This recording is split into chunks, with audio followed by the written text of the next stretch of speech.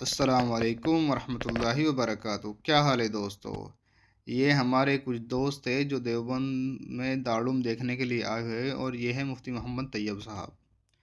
तो चलो वीडियो शुरू करते हैं। और ये मस्जिद रशीदिया से माशाल्लाह, ये मस्जिद रशीदिया हो गई जी। देवबंद में सबसे बड़ी मस्जिदों में से यही सबसे बड़ी मस्जिद है और सबसे खूबसूरती का भी लगा इसी के पास है। ठीक है जी। ये देवबंद में जो मदरसा है दारुल, उसमें लाइब्रेरी है और ये उसका संसद भवन है जो आप फ़िलहाल देख रहे हो। यहाँ उलमाए कराम बैठते हैं। दारुल में जो लाइब्रेरी बन रही है अभी इसमें भी काम चल रहा है और पता नहीं कब तक चलेगा। ये हम अंदर की तरफ जा रहे हैं। ये जाहिद भाई है और ये अशरफ और ये मुफ्ती मोहम्मद तैयब साहब है। ठीक है जी। जाहिद भाई को बड़ा शौक़ था कि वो दारुल देवबंद में एक बार ज़रूर जाए। बहुत दूर से आए हैं। ये सबसे पहला गेट यही है मदरसे का। ठीक है जी। माशाल्लाह बारिश का मौसम भी हो रहा था। बहुत खूबसूरत माहौल बना हुआ था। इस गेट के बाद अब यहाँ फिर से लाइब्रेरी पे आ जाते हैं।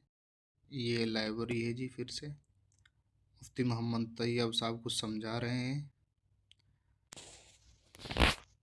अभी इसमें नीचे पढ़ाई चल रही है तो नीचे नहीं जा सकते हैं।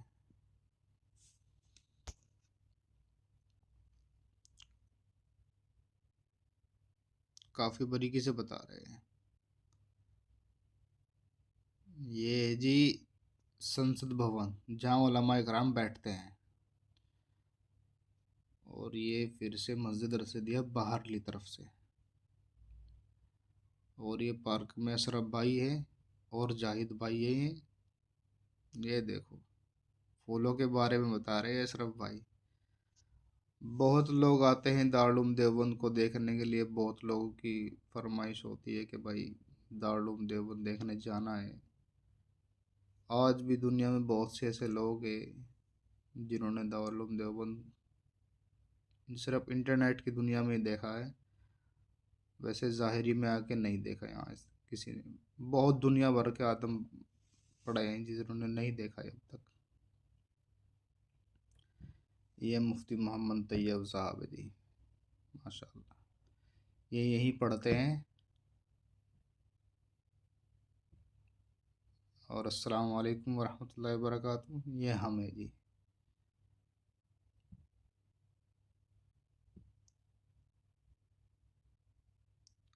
माशाल्लाह बड़ी खुशी होती है यहाँ पे आके। बहुत सुकून मिलता है। बंदा लगता है कि यहाँ कोई अच्छी जगह पहुँच गया है। अच्छा जी।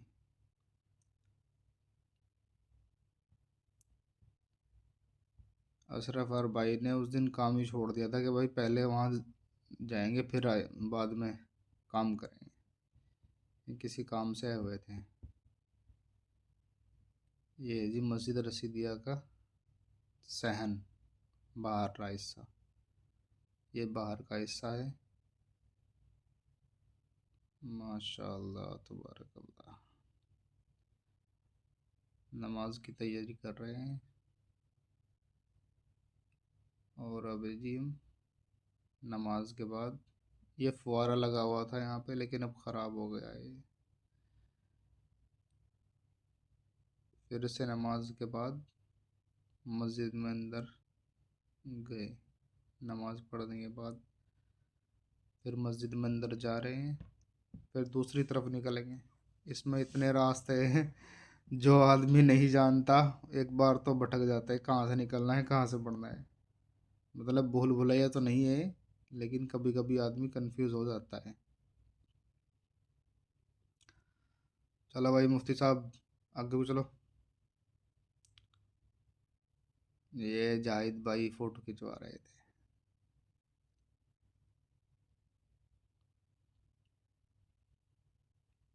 जिसको पता होता है बस वही गाइड कर सकता है।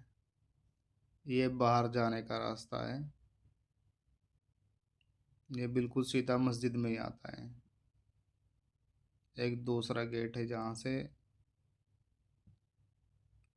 गेट तो इसके पता नहीं कितने हैं, हर तरफ से आदमी अंदर दाखिल हो सकता है इसके।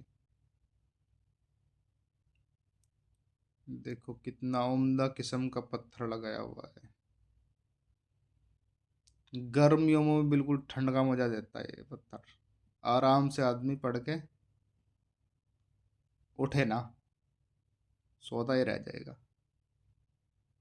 इतना सुकून मिलता है यहाँ पे आके।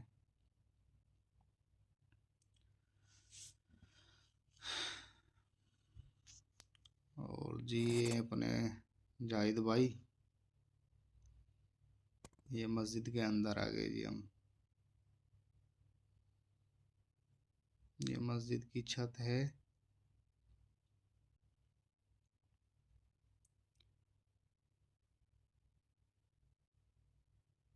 माशाल्लाह, सारे फैन वैन चला के छोड़ रखे। और अब फिर से मस्जिद के सहन में हम आ गए हैं।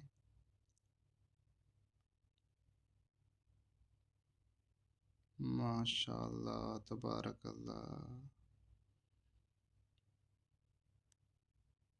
ताजमहल के बाद एक यही मस्जिद ऐसी है जहाँ इतना उम्दा किस्म का पत्थर लगाया हुआ है। या फिर मस्जिद हरम। और मस्जिद हरम के बाद दारुल देवबंद। वरना इतना उम्दा किस्म का पत्थर मैंने देखा नहीं है कहीं। क्योंकि मैं इन जगहों पे खुद गया हूँ इसलिए बता रहा हूँ। परिंदे कितने बैठे रहते हैं गुम्मद पे। जाहिद भाई अशरफ भाई को गाइड करते हुए।